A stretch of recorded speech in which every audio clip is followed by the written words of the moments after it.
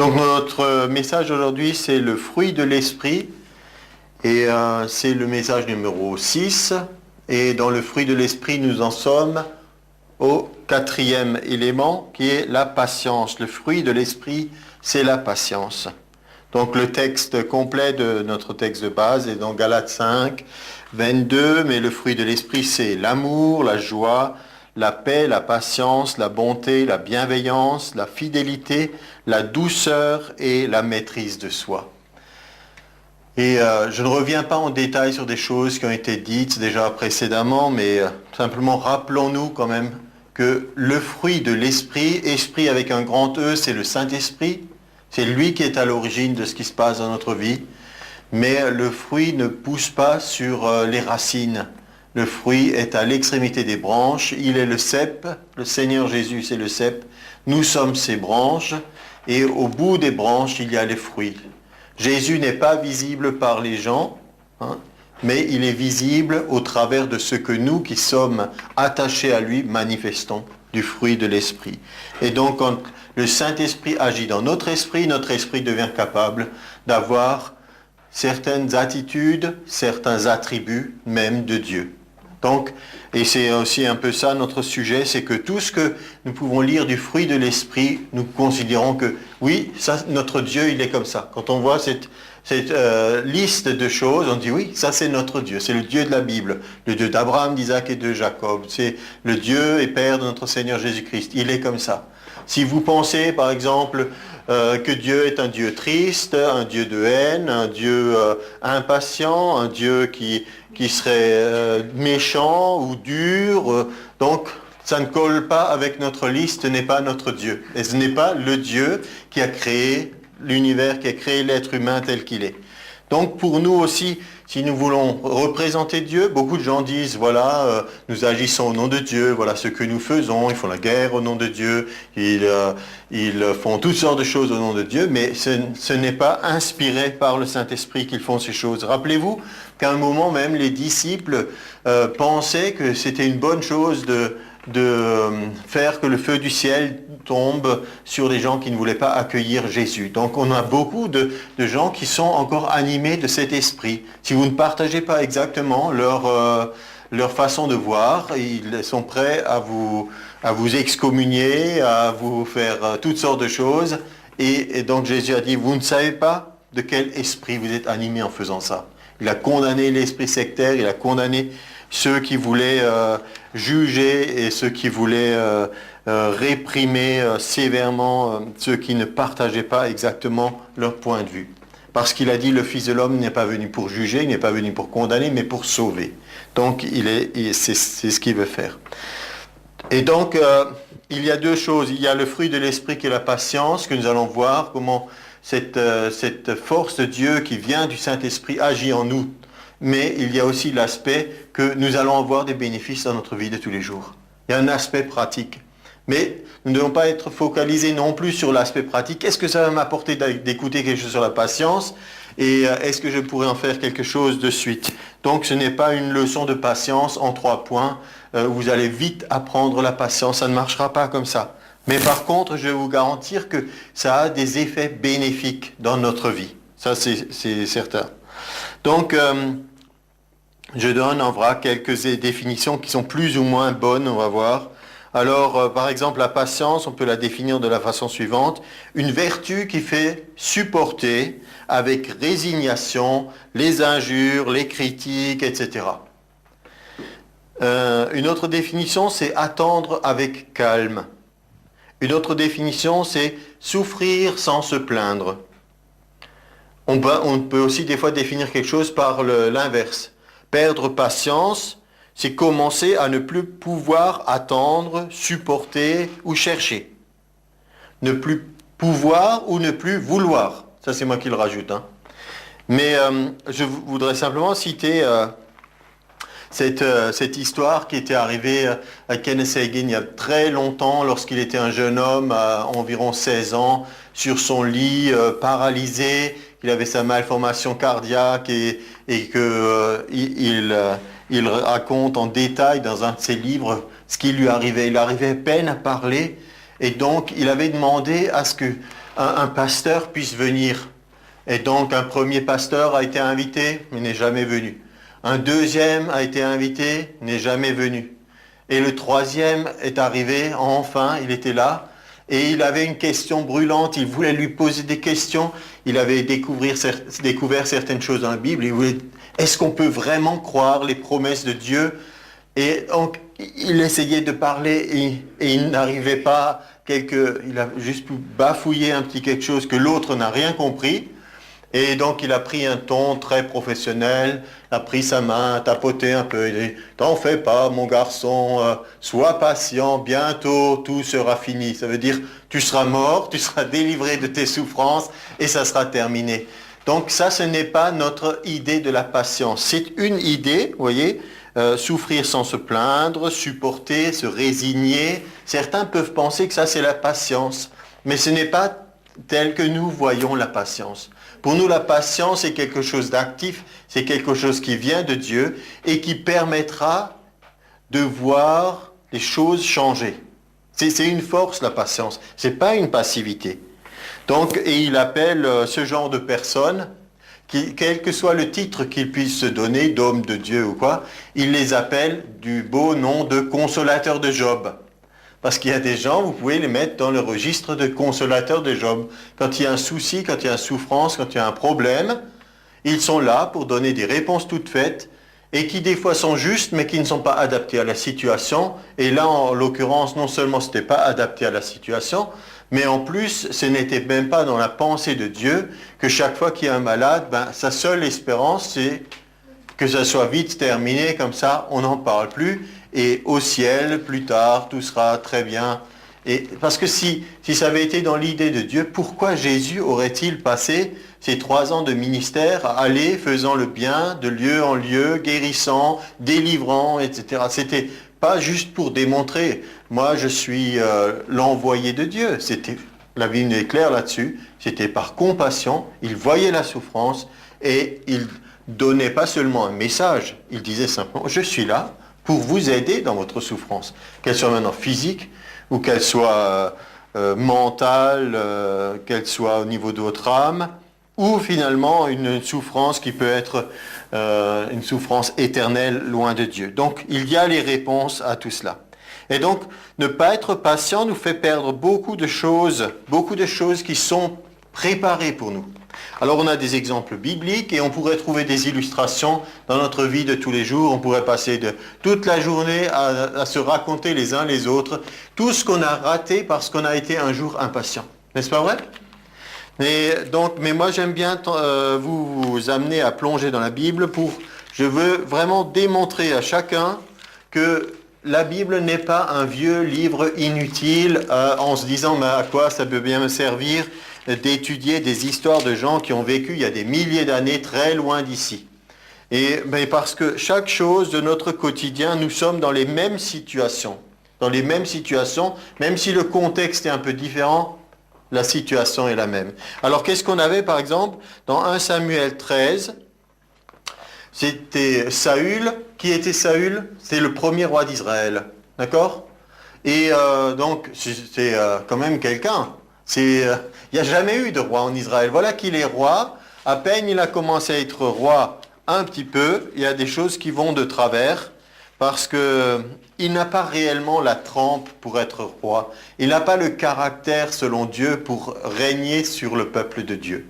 Il avait certainement des qualités athlétiques, il était plus grand que tout le monde, il avait de la prestance, il avait de la force, mais il n'avait pas le caractère pour ça. Alors, ce qui s'est passé, c'est qu'il a eu un rendez-vous avec Samuel, qui était vraiment l'homme de Dieu, placé par Dieu auprès du leader du pays. Et donc Samuel, il nous a dit, ils avaient un rendez-vous pour offrir un sacrifice. Avant d'aller à la bataille, affronter les Philistins, il fallait offrir un sacrifice pour vraiment s'assurer que Dieu était avec eux, qu'il allait bénir les armées, qu'il allait les protéger, et qu'il vaut mieux avoir Dieu avec soi quand on va à la guerre. Il a donc attendu, 1 Samuel 13, 8, 7 jours selon le terme fixé par Samuel. Mais Samuel n'arrivait pas à Gilgal, c'était l'endroit où ils avaient rendez-vous. Et le peuple se dispersait loin de Saül. Alors Saül dit, « Amenez-moi l'holocauste des sacrifices d'action de grâce. » Et il offrit l'holocauste. Holocauste, ça veut dire un sacrifice par le feu, où c'est consumé entièrement. Comme il achevait d'offrir l'holocauste, voici, Samuel arriva. Il ne nous est pas dit ici dans la Bible, Samuel est arrivé le lendemain.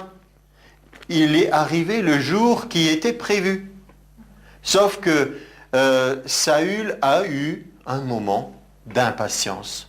On peut dire que c'était de l'impatience. Un peu plus loin, il dit même, Samuel dit tout de suite, « Mais qu'est-ce qui se passe? Qu'est-ce que tu as fait ?» Il a bien vu que les sacrifices avaient été offerts. Alors que c'était lui, en tant que prophète de Dieu, qui était le seul autorisé à pouvoir faire ce sacrifice et non le roi. Ce n'était pas dans sa fonction et il n'avait pas l'onction de Dieu pour faire cela. Et donc il dit, voilà, j'ai vu le peuple qui s'en va, j'ai eu peur, les Philistins vont arriver, je n'ai pas imploré l'Éternel, alors je me suis fait violence et j'ai offert l'holocauste. Et Samuel dit à Saül, tu as agi en insensé. L'insensé, c'est celui qui dit dans son cœur, il n'y a pas de Dieu. Agir en insensé, c'est toujours agir comme si Dieu n'existait pas. S'il avait eu le respect, la crainte de Dieu, Saül n'aurait pas osé faire quelque chose qu'il n'était pas appelé à faire. Mais pour lui, la crainte qu'il avait des ennemis, des hommes qui ne le suivaient plus, du fait que Dieu ne soit peut-être pas avec eux, était plus grande que le respect qu'il avait de suivre les instructions de Dieu et de respecter ce que Dieu avait mis en place, que c'était à Samuel de le faire. Et donc, il était gagné par ce sentiment d'impatience, il faut que j'agisse, il faut que je fasse quelque chose.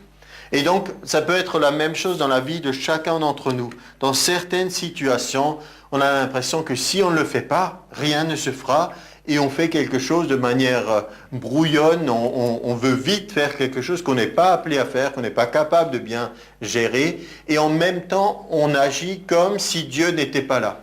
Comme si lui ne pouvait pas. Que si on ne l'aide pas, il n'arrivera pas à le faire.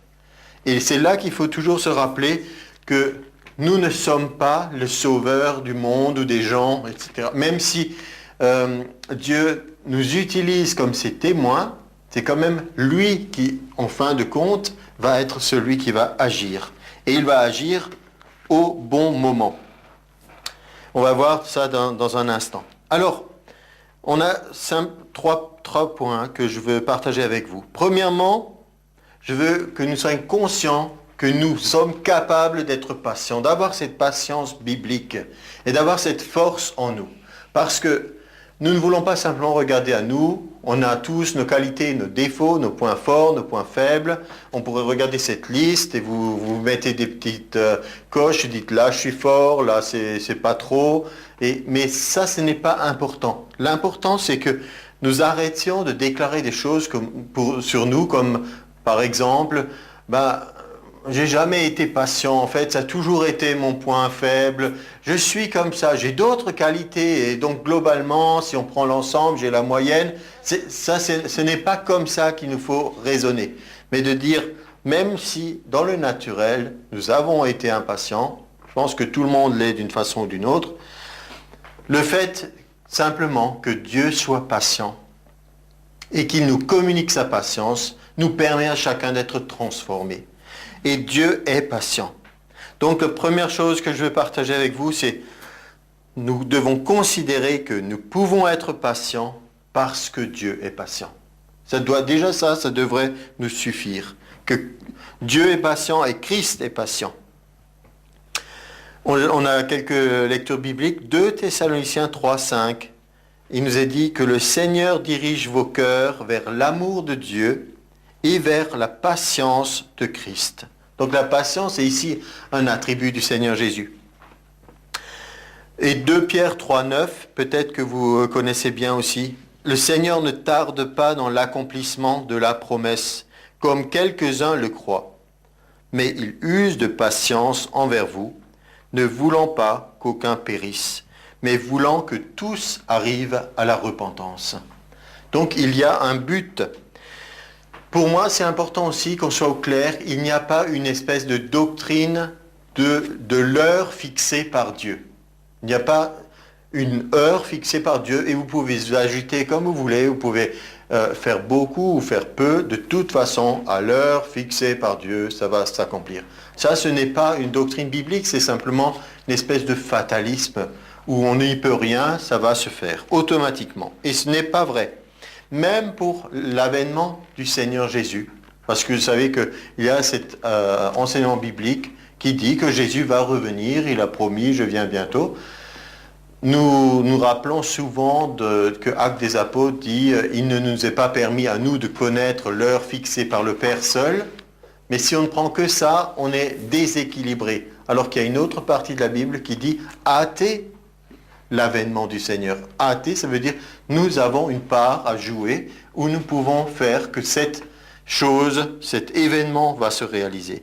Donc soyons bien équilibrés dans ce domaine. Il y a des choses que Dieu veut accomplir, mais il n'y a pas une heure fixée automatiquement, comme par exemple l'heure de la mort. Certains pensent que pour chacun d'entre nous, il y a un calendrier de Dieu, et ce jour-là, tu vas mourir, et tu ne peux pas rien changer. C'est l'heure, c'est ton heure, et c'est comme ça. Si je prends ma voiture, je fais 200 à l'heure, je peux hâter cette heure, d'accord? Et Dieu n'y est pour rien dans le sens que c'est pas lui qui a décidé que ce jour-là je devais conduire trop vite, prendre des risques inconsidérés. Certains aussi, ils sont en train de hâter l'heure de leur mort par des consommations de drogue, alcool ou autre chose. Toutes ces choses nous montrent qu'il y a une part humaine. Alors ne pensons pas, on est comme ça, on ne peut rien y changer. Alors il nous est dit la patience de Pierre 3,15, la patience de notre Seigneur est notre salut, comme Paul l'a écrit aussi selon la sagesse qui lui a été donnée. Dans Romains 2,4, il est dit « Méprises-tu les richesses de sa bonté, de sa patience, de sa longanimité, ne reconnaissant pas que la bonté de Dieu te pousse à la repentance ?» Dans la Bible, il n'est pas dit que c'est la menace du jugement qui pousse à la repentance. Le changer de mentalité nous vient parce que nous méditons sur la bonté de Dieu. On dit, mais avec tout ce que j'ai fait de travers, avec tout ce que j'ai commis dans le passé, etc., le fait que Dieu continue de m'aimer d'un amour qui ne change pas, qu'il continue à me manifester sa bonté, doit produire en nous un changement. Et se dire, mais vraiment, maintenant je peux mesurer quand même la qualité de l'amour de Dieu. Et dans cet ensemble de choses, il y a aussi la patience. Pensez à la patience. Quand vous dites quelque chose à quelqu'un, il ne le fait pas immédiatement, ou vous êtes déçu par rapport à une attente, vous lui donnez une chance, 2 chances, 3 chances, puis vous dites maintenant c'est terminé, il a abusé de ma patience, c'est fini. Et quand vous comptez maintenant le nombre de fois que nous avons déçu Dieu, entre guillemets, et donc il continue de nous aimer, c'est quelque chose qui doit frapper notre esprit, qui doit nous faire réagir, et c'est l'illustration que le Seigneur avait pris pour parler des 2 débiteurs. Celui qui devait beaucoup à son maître, sa dette lui a été remise, ensuite il trouve quelqu'un qui lui devait peu, et il n'a pas eu de compassion. Donc méditez sur cela, que Dieu est riche aussi de patience. Et le fait que 1 Corinthiens 14 nous dit « L'amour est patient », puisque nous savons que Dieu est amour, Dieu lui-même se définit un de ses principaux attributs, c'est la patience. C'est la patience, non pas parce qu'il est éternel, on pourrait dire il a le temps, alors il est patient. C'est pas dans ce sens que c'est à prendre. La patience n'est pas par rapport à une durée de temps très longue qui est à votre disposition. C'est autre chose. Maintenant, prenons juste un temps de réflexion par rapport à la patience. La patience de Dieu, est-ce qu'elle est infinie, oui ou non? Oui? Non? Il a une capacité infinie d'attendre, d'espérer et de croire. Mais si on le prend tel quel, en disant Dieu est patient, ça veut dire qu'il attend certains résultats. Sa patience a aussi une limite. Elle a une limite que nous voyons dans la Bible, Ésaïe 7, 13. Ésaïe fait un reproche, il dit « Écoutez, maison de David, Est-ce trop peu pour vous de lasser la patience des hommes que vous lassiez encore celle de mon Dieu? Ça veut dire que Dieu attend un résultat chez les hommes. Si ce résultat, au bout d'un moment, ne se produit pas, il ne devient pas impatient au sens que nous, on l'entend, on dit maintenant ça suffit, j'en ai assez. Il faut que ça change et ils ne veulent pas changer, alors ça suffit. Ma patience a des limites, ça c'est l'expression humaine. Et ça, ce n'est pas le cas. Par contre, on peut dire qu'il met un terme à sa patience parce qu'il voit que le fait d'être patient ne change rien dans la circonstance et que les gens ont décidé que de toute façon, ils ne changeraient pas. Alors, vous voulez une illustration? Oui. Dans Romains 3, 25, il nous est dit, Jésus, c'est lui que Dieu a destiné par son sang à être pour ceux qui croiraient victime propitiatoire, ça veut dire qui se rend propice, qui se rapproche de Dieu, afin de montrer sa justice, parce qu'il avait laissé impunis les péchés commis auparavant au temps de sa patience. Au temps de sa patience, ça veut dire la patience, elle était dans une certaine période de temps. Il y avait, par exemple, une période de temps avant le déluge. Il y a eu un temps, et un temps assez long. Noé n'a pas construit son arche en 5 minutes.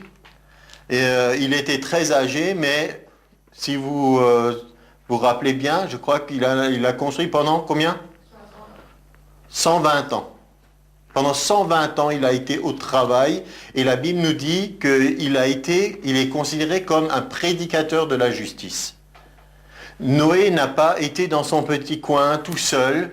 Dieu lui a dit, je vais détruire tous les autres, mais toi et ta famille, je vais vous sauver.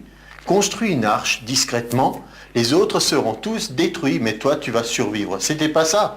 Il a construit son arche et il a essayé de leur prêcher pendant tout ce temps qu'il construisait en disant, je prépare une arche, Dieu m'a dit, il y a un déluge qui va s'abattre, il y a une catastrophe, vous devez vous repentir, changer et vous serez aussi sauvés.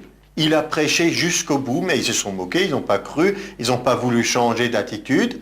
Et il nous a dit, alors ce temps, le temps de la patience de Dieu, s'est arrêté, non, parce qu'il n'y avait plus, on laisse Dieu juge, il ne s'est pas trompé, hein, et il n'y a pas un juste qui est resté en dehors de l'arche et un autre qui est monté sur l'arche alors qu'il n'y aurait pas dû être. Il ne s'est pas trompé, mais il y a un temps où la patience de Dieu s'est arrêté dans ce sens qu'il n'y avait plus rien à changer dans cette situation. Et c'est lui-même qui a fermé la porte de l'arche. Donc, cette chose, il nous est dit que ce que nous vivons maintenant, ça va se reproduire comme du temps de Noé. C'est-à-dire le temps qui précède l'avènement du Seigneur Jésus, ça va être comme du temps de Noé. Les hommes mangeaient, buvaient, se mariaient leurs enfants, c'est-à-dire toutes les choses naturelles des hommes de la vie. Et certains ne vont se rendre compte de rien du tout, jusqu'au moment où la porte de l'arche sera fermée. Comme c'était du temps de Noé, il y aura un temps où maintenant tous ceux qui ont voulu écouter les prédicateurs de la justice de la fin des temps que nous sommes, parce que c'est peut-être un mot un peu long, mais finalement ça veut dire nous annonçons l'évangile. Nous disons c'est encore le temps de vous réconcilier avec Dieu, c'est encore le temps de rentrer dans la famille de Dieu. Dieu a un plan de salut pour l'humanité. On ne va pas tous mourir sur la planète Terre. Quelqu'un dit elle est en train de devenir une poêle à frire à cause des gaz à effet de serre et ces choses-là. Non, de dire il y a un plan de salut. Donc la patience de Dieu, elle s'inscrit dans un cadre. Maintenant, la patience de Dieu, elle s'exerce à notre égard. Dieu s'attend à voir le fruit de l'esprit dont on a parlé en nous. On ne peut pas toujours dire je suis comme ça, voilà. J'ai mes faiblesses, il faut m'accepter comme je suis. Le fait est que Dieu nous aime comme nous sommes, mais on n'y peut rien des fois d'être comme on est, mais on y peut quelque chose de le rester. D'accord? Parce que nous sommes exhortés à laisser Dieu nous transformer. Alors Matthieu 21, 19, le Seigneur Jésus voyant un figuier sur le chemin, il s'en approche, il n'y trouve que des feuilles et lui dit « Que jamais fruit ne naisse de toi ». Et à l'instant, le figuier sécha. Les disciples étaient étonnés, ils se disent, comment ce figuier est-il devenu sec en un instant? Quand Jésus regarde ta vie, il veut voir du fruit. Il veut voir du fruit. Mais il ne dit pas, voilà, cette personne Avant, elle vivait pour le diable, elle a fait une rencontre avec Jésus, et maintenant, le lendemain, je veux voir un fruit mûr et qui porte du fruit. Il comprend qu'il y a un processus de maturité, qu'il y a des choses que nous sommes en train d'apprendre. Et avec ce que nous apprenons, nous trébuchons des fois, comme l'enfant qui apprend à marcher. Il n'est pas tout de suite en train de courir. D'abord, il fait des pas hésitants, puis il commence peu à peu à avoir une marche assurée. Et donc, de la même façon, le Seigneur comprend ces choses, mais il s'attend à voir du fruit chez chacun d'entre nous. Proverbe 27, 18, il nous est dit, « Celui qui soigne un figuier en mangera le fruit, et celui qui garde son maître sera honoré. » Et Jésus prend soin de nous. Il est comme notre jardinier, notre vigneron, il a le droit de cueillir le fruit. Et s'il n'en trouve pas, pour lui, c'est une situation anormale. On pourrait dire, bon, je ne sais pas si vous êtes de bons jardiniers ou non, et même si vous en faites du jardinage, mais on peut faire beaucoup d'erreurs dans le jardinage. On apprend plein de choses. On fait des erreurs et après, ça ne produit pas de fruits. Après, il y a des choses qui ratent. Mais Jésus, lui, ne se trompe pas. Il sait comment prendre soin de nous. Donc, on ne peut pas lui reprocher qu'il n'y ait pas de fruits. Et quand il n'y a pas de fruits, on a Luc 13, 7, cette illustration. Quand il n'y a pas de fruits, alors il dit au vigneron, voilà 3 ans que je viens chercher du fruit à ce figuier, je n'en trouve pas. Coupe-le, pourquoi occupe-t-il la terre inutilement? Nous ne sommes pas là pour occuper la terre inutilement, mais nous sommes là pour porter du fruit. Si vous portez beaucoup de fruits, c'est ainsi que mon Père sera glorifié. D'accord? Alors le vigneron répond, Seigneur, laisse-le encore la patience. Je creuserai tout autour, je mettrai du fumier. Peut-être à l'avenir donnera-t-il du fruit, sinon tu le couperas. La patience, avec tout ce que nous avons vu que Dieu veut faire dans notre vie, la patience, nous devons comprendre que la patience est notre force. C'est une force spirituelle. C'est pas juste une espèce de qualité, une vertu morale qu'on voudrait voir chez vous. Comme vous pourriez accrocher des diplômes à votre mur, ou certains ont des médailles sur leur poitrine. Pour les militaires, des fois, il y a plein de médailles, des décorations. Donc, c'est pas ça. C'est quelque chose qui est en vous et qui vous accompagne tous les jours. On a vu que la patience est possible parce que Dieu est patient, parce qu'il nous communique sa patience et que c'est plus que simplement une bonne attitude. Et le deuxième point, c'est que la patience est notre force. Ésaïe 30, 15, car ainsi a parlé le Seigneur l'Éternel, le Saint d'Israël, c'est dans la tranquillité et le repos que sera votre salut, c'est dans le calme et la confiance que sera votre force. Et le petit reproche qui va avec, mais vous ne l'avez pas voulu. Là encore, on peut choisir le raccourci, on peut choisir de faire autrement que Dieu veut, mais dans une situation difficile, la plupart du temps, ce n'est pas l'impatience qui nous permet de trouver la solution. Quand on essaie de vite faire quelque chose, en général, c'est faux. Alors, quelques définitions, on a vu quelques définitions tout à l'heure, maintenant, regardez avec moi quelques nouvelles définitions. Premièrement, la patience, c'est une capacité de croire en une évolution positive. Une capacité de croire. Dans une situation, si je suis patient, je crois que quelque chose va se produire. Si je suis patient avec mes enfants, ça veut dire que je crois qu'ils ne vont pas mal tourner. Je vois quelque chose qu'ils ne font pas comme ils devraient. Je ne vais pas maintenant focaliser sur ça, dire oh, ils sont sur le mauvais chemin, ils sont ratés, qu'est-ce qu'ils vont devenir et leur faire plein de reproches. Mais je vais croire qu'au final, avec le temps, avec la croissance, avec l'expérience qu'ils vont acquérir, avec les conseils qu'ils vont entendre, finalement, ils auront réussi leur vie. Finalement, c'est tout à la fin. C'est à la fin qu'on juge d'une situation, c'est pas au milieu. C'est comme quand quelqu'un court une course. Si vous avez, comme j'aimerais le dire, si vous avez été en tête de course pendant plus de la moitié ou même presque jusqu'au bout, mais que vous ne terminez pas la course, ça ne sert à rien. D'accord? Pendant toute la course, on peut dire « Ah, celui-là, c'est sûr, il va gagner, il est devant. » Oui, mais il faut aller jusqu'au bout, jusqu'à franchir la ligne finale. Et c'est là qu'on juge qui a gagné et qui n'a pas gagné. Et vous êtes en train de faire votre propre course, chacun pour vous-même. Vous n'êtes pas en concurrence avec les autres. Vous ne pouvez pas dire « Mais moi, je suis quand même plus patient que lui. » Donc, Dieu va me considérer. Il va dire, c'est bien, toi tu es le premier de la classe. Mais ça ne compte pas d'être premier de la classe. Donc, croire qu'il y a une évolution positive. Même si des choses se présentent de travers, la patience peut projeter une fin heureuse. 1 Thessaloniciens 5, 14, c'est par rapport aux relations que nous pouvons avoir les uns par rapport aux autres. Nous vous en prions aussi, frères, avertissez ceux qui vivent dans le désordre, consolez ceux qui sont abattus, supportez les faibles, mais usez de patience envers tous. Usez de patience envers tous. Ça, c'est un bon principe de vie d'église. Quand on a des problèmes, des fois, pour se supporter les uns les autres, avoir des problèmes à se supporter est une situation finalement normale. C'est normal dans l'église, parce qu'on est très différents. C'est l'inverse qui ne serait pas normal. S'il n'y avait jamais aucun heurt, si on était toujours tous exactement de la même avis, même opinion, aimant les mêmes choses, s'habillant tous de la même façon, etc., ce ne serait pas normal. Mais on est tous très différents, et il nous est dit, on a besoin dans toutes ces situations, que ce soit un désordre, ou quelqu'un qui a des problèmes, ou quelqu'un qui est faible, user de patience envers tous.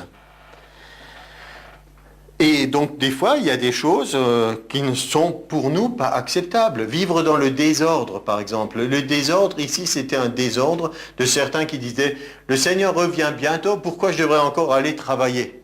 Il revient bientôt, alors on ne fait plus rien, on passe le temps dans la louange, adoration, revient bientôt, mais au bout d'un moment, l'estomac commençait quand même à dire j'aimerais avoir quelque chose à manger.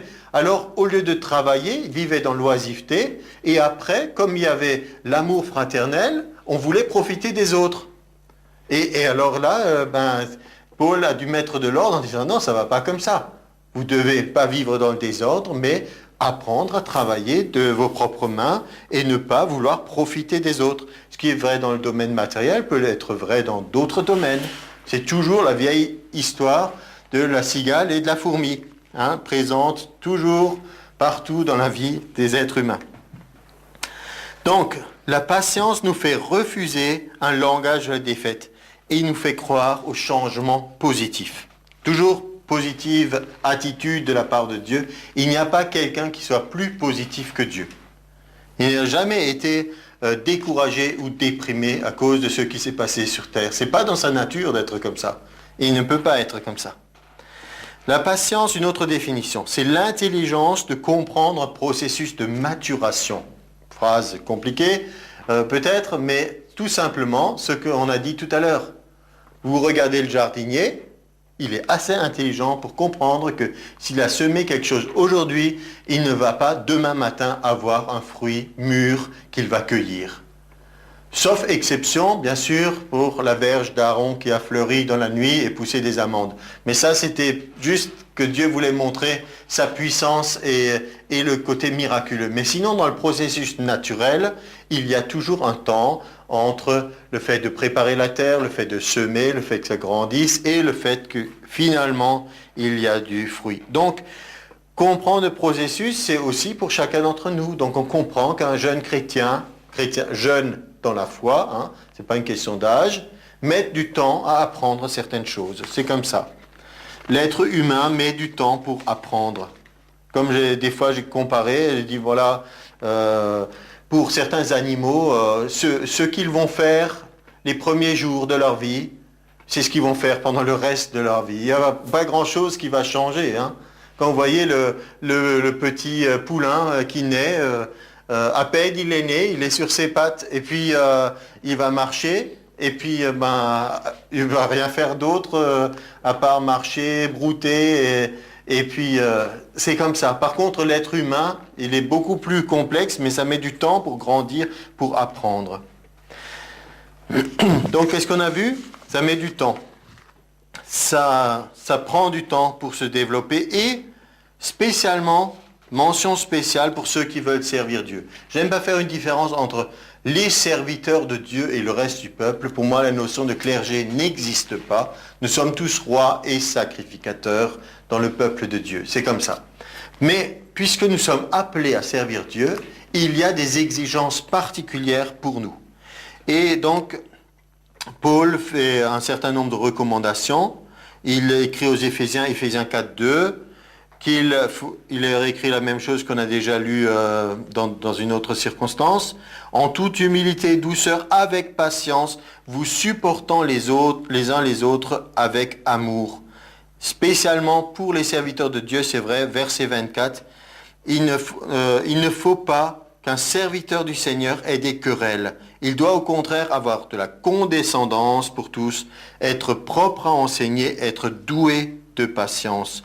De Moïse, il nous est dit que c'était un homme fort patient, plus qu'aucun homme sur la face de la terre, pour supporter les millions de personnes qui grognaient, murmuraient, n'étaient jamais satisfaites. Il fallait beaucoup de patience. Et c'était une des qualités principales dont Moïse avait besoin.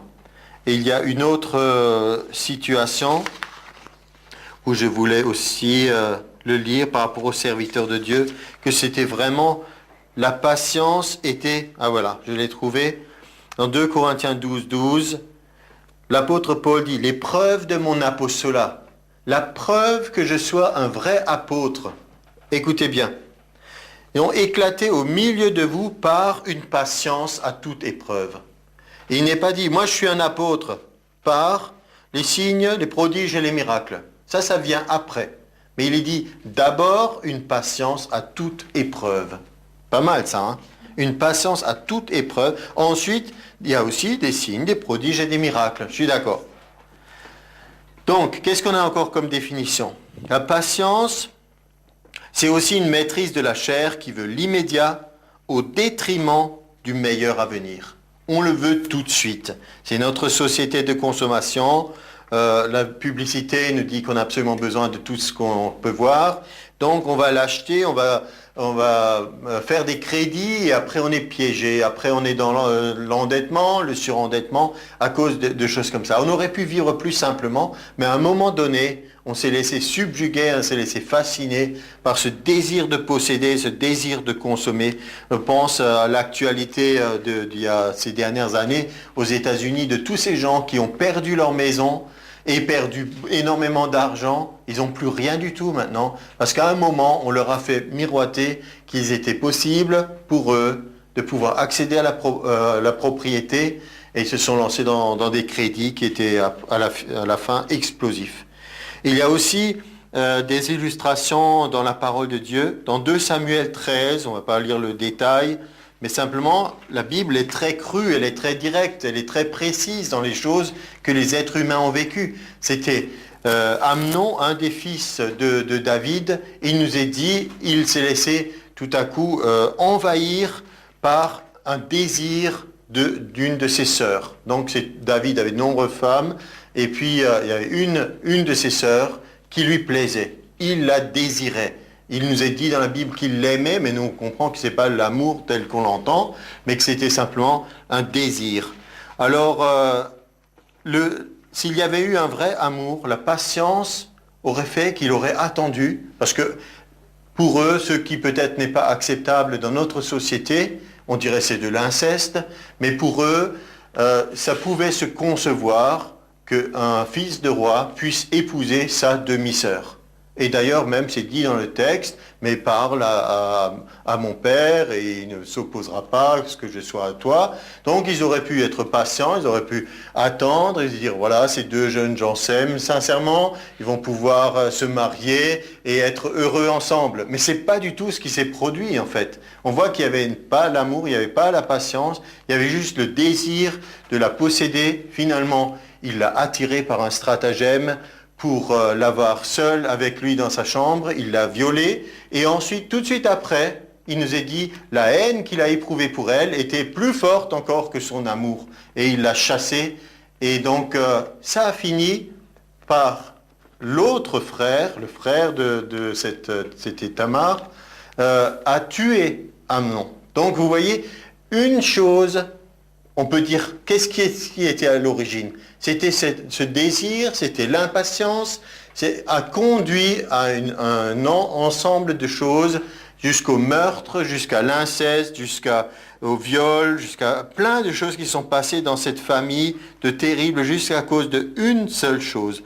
Donc, Romains 12, 2 nous dit, je vous exhorte, frères, par les compassions de Dieu, offrir vos corps comme un sacrifice vivant, saint, agréable à Dieu, ce qui sera de votre part un culte raisonnable. Donc il est raisonnable pour nous de laisser la patience agir en nous, parce que on a notre phénomène maintenant proche de chez nous. Qu'est-ce qui se passe dans notre société? Maintenant, ce n'est plus immoral.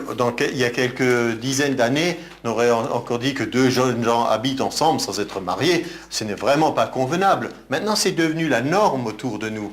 Donc, mais ce qui se passe, c'est qu'ils sont piégés par les mêmes faux raisonnements. On est attiré physiquement, on habite ensemble, on couche ensemble et après on voit s'il y a compatibilité. Mais quelle compatibilité peut-il y avoir?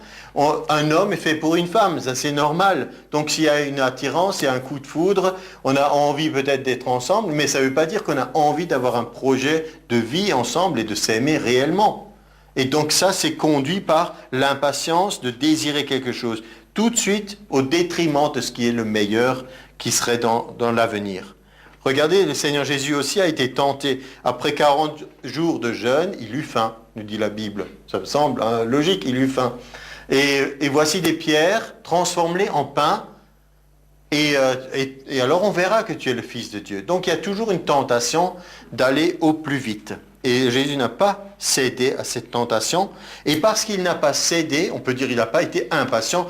Ouh, maintenant j'ai faim, maintenant j'ai envie de vite manger. Il nous est dit, dès qu'il a résisté, des anges sont venus le servir.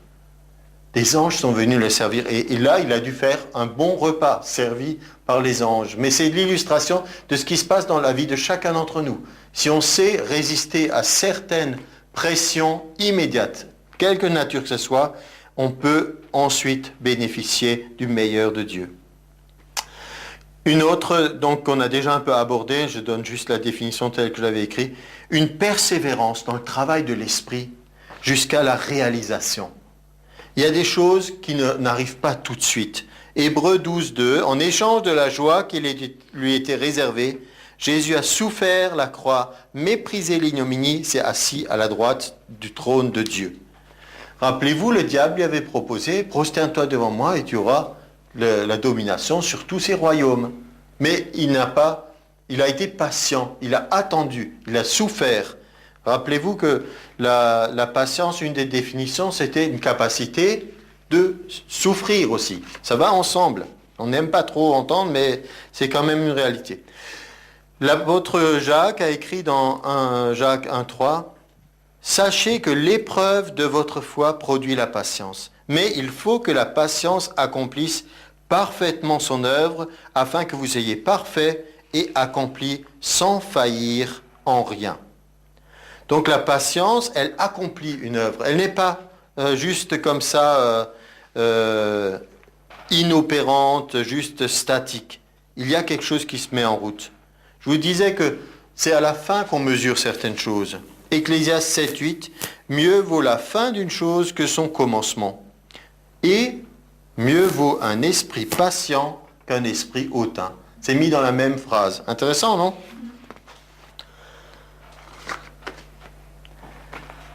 La patience, c'est aussi la capacité de démontrer une foi éprouvée et mature. Prenez comme exemple quand Pierre a été emprisonné. Pierre était emprisonné, il nous est dit, l'Église a prié pour lui pour qu'il soit délivré. Et quand Pierre a frappé à la porte, vous vous rappelez, ils ont dit non, c'est pas possible, c'est pas lui. Quand la servante est allée voir, a dit c'est Pierre, ils ont dit non, t'es folle, c'est son ange, ça ne peut pas être lui. Et donc souvent, on leur a donné le mauvais rôle, on a dit voilà, ils étaient incrédules, ils ne croyaient même pas à leur propre prière. Maintenant, voyons-le d'une autre façon. Quand ils ont prié pour Pierre, ils n'étaient pas dans une situation où ils voulaient toutes les 5 minutes vérifier le résultat de leur prière. On a prié, Seigneur, délivre Pierre. Tiens, va voir à la porte s'il est déjà là. C'est un peu cette attitude que nous pouvons avoir, au lieu d'avoir nos yeux fixés sur Dieu, sur les promesses, et à un moment donné, ne plus se poser de questions, dire Dieu va répondre. Au lieu d'être détourné de ce que nous sommes en train de faire, en ayant fixé les regards sur le résultat espéré. Vous voyez ce que je veux dire? quand on fixe ses regards seulement sur le résultat, se développe en nous l'impatience. Toujours pas de résultat. Toujours pas la réponse à nos prières. Et ces gens, ils étaient saisis par ce temps de prière qu'ils avaient, cette présence de Dieu, qu'ils étaient surpris par la rapidité et le côté extraordinaire de la délivrance, parce que c'était pas le lendemain, finalement on a libéré Pierre, c'était dans la nuit qu'il s'est passé des choses extraordinaires, l'ange qui arrive, les chaînes qui tombent, les portes qui s'ouvrent, les gardiens s'endorment, imaginez. Mais ils n'étaient pas dans cette attitude. Alors, est-ce que maintenant on a la réponse à notre prière? Ils avaient une foi qui était éprouvée, qui était mature. 2 Corinthiens 1,6, il nous est dit, « Si nous sommes affligés, c'est pour votre consolation et pour votre salut. Si nous sommes consolés, c'est pour votre consolation qui se réalise par la patience à supporter les mêmes souffrances que nous endurons. » Il y a donc une souffrance. Je pense, et c'est normal, il doit y avoir une souffrance chez vous quand vos prières ne sont pas exaucées. Il y a une attente. À moins que vous priez pour un sujet bidon de quelque chose, bon, ça me ferait plaisir si Dieu me le donnait, mais sinon, c'est pas grave.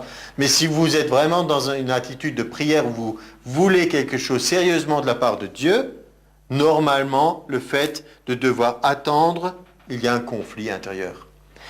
2 Corinthiens 6, 4. Nous nous rendons à tous égards recommandables comme serviteurs de Dieu par beaucoup de patience dans les tribulations, les calamités et les détresses. Donc quand la réalisation de la promesse ne se voit pas, qu'est-ce qu'on fait? La patience nous aide à ne pas changer de confession de foi. On garde la même attitude. Donc là j'ai trois exhortations. Hébreux 4, 14. Puisque nous avons un grand souverain sacrificateur qui a traversé les cieux, Jésus le Fils de Dieu, demeurons fermes dans la foi que nous professons. Hébreux 6, 11, 12. Nous désirons que chacun de vous montre le même zèle pour conserver jusqu'à la fin une pleine espérance. C'est jusqu'à la fin. En sorte que vous ne vous relâchiez point et que vous imitiez ceux qui par la foi et la persévérance héritent les promesses. Persévérance et patience peuvent des fois être interchangeables. Quelqu'un dit la foi c'est ce qui ouvre la porte aux promesses de Dieu, la patience la garde ouverte pour que ça continue à venir vers nous. Hébreux 10, 23. Retenons fermement la profession de notre espérance, car celui qui a fait la promesse est fidèle. S'il y a cet aspect de durée, d'être ferme, ça veut dire que c'est quelque chose qui a besoin de la patience pour le faire. Alors, d'où vient la patience? Dans les autres aspects du fruit de l'esprit, je vous avais dit, Romains 10, 17, la foi vient de ce qu'on entend. On avait vu que l'amour vient de ce qu'on entend. Quand Dieu nous exprime son amour, alors on le sait qu'on est aimé de Dieu. Et l'amour en nous répond à l'amour de Dieu. Nous l'aimons parce qu'il nous a aimés le premier. On a vu que de la paix, elle vient, la joie, elle vient de ce qu'on entend. La patience aussi vient de ce qu'on entend. Ce n'est pas autrement. Romains 15, 14. Tout ce qui a été écrit d'avance l'a été pour notre instruction. Tout le monde dit « mon instruction ». Afin que par la patience et par la consolation que donnent les Écritures, nous possédions l'espérance. Vous voyez, c'est les Écritures qui vous transmettent la patience. Pourquoi? Parce que vous voyez des illustrations. D'accord? Abraham a attendu 27 ans pour avoir son fils. Ça doit vous encourager. Parce que vous n'aurez peut-être pas besoin d'attendre 27 ans. Mais eux, ils ont attendu 27 ans. Mais ce n'était pas parce que Dieu avait écrit « Dans 27 ans, Abraham aura un enfant ». C'est parce qu'ils ont fait des erreurs en cours de route. Et ça aussi, nous devons apprendre quelque chose de ça. Ce n'était pas dans le plan de Dieu qui est Agar, par exemple, qui est Ismaël. Ce n'était pas dans le plan de Dieu. Ça fait qu'après, pour que le plan de Dieu se réalise, il y a eu des prolongations qui n'étaient pas prévues. Et la patience nous permet justement de ne pas faire n'importe quoi, d'entendre de Dieu et d'être conduit pour ne pas avoir encore des longs détours par ailleurs où Dieu n'avait pas prévu. Donc on reçoit la patience par les Écritures. Romains 15, 14, ça a été écrit afin que par la patience que nous donnent les Écritures, nous puissions recevoir l'espérance. Ça c'est d'où elle vient. Et comment on peut expérimenter la patience, nous avons aussi une illustration dans Colossiens 3, 12. Ainsi donc, comme des élus de Dieu, saints et bien-aimés, revêtez-vous. Pensez à cette notion, revêtir. Comme le matin, vous vous habillez, spirituellement aussi. Il faut que vous, consciemment, vous dites, aujourd'hui, je vais faire preuve de patience. Je ne vais pas me faire surprendre. Je sais que j'en aurai besoin à un moment donné. Alors, revêtez-vous de quoi? Entrailles de miséricorde, de bonté, d'humilité, douceur, de patience. C'est une préparation que vous faites. Mettez vos habits spirituellement. 1 Timothée 6, 11. Pour toi, homme de Dieu, femme de Dieu, fuis certaines choses et recherche la justice, la piété, la foi, la charité, la patience. Recherche la patience. Exemple, juste un exemple encore pour parler de ça.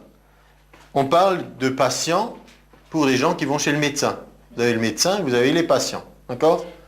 Alors c'est pour ça que vous êtes dans la salle d'attente, ça dure longtemps. Là, vous êtes des patients, vous êtes exercés à la patience. Et à un moment donné, vous arrivez et le médecin il vous fait un diagnostic. Donc, quand on est malade, on va à la salle d'attente et ensuite, donc vous avez plusieurs étapes. Si vous dites, ça dure un peu longtemps dans cette salle d'attente, je m'en vais, je ne suis pas patient, j'attends pas. Donc vous verrez jamais le médecin, il ne va jamais faire le diagnostic, vous n'aurez jamais les médicaments. Donc ça va être plus difficile de guérir. D'accord? Donc on dirait, mais c'est stupide. Tu as été dans la salle d'attente, mais tu n'as même pas attendu jusqu'à ce que tu puisses passer chez le médecin.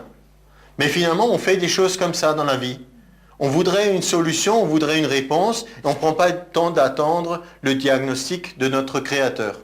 Maintenant, admettons, vous avez été plus patient, donc vous avez attendu jusqu'au moment où vous êtes chez le médecin. Donc, vous recevez votre diagnostic, il vous donne des médicaments. Donc, vous avez encore une fois le choix. Vous les achetez, vous ne les achetez pas.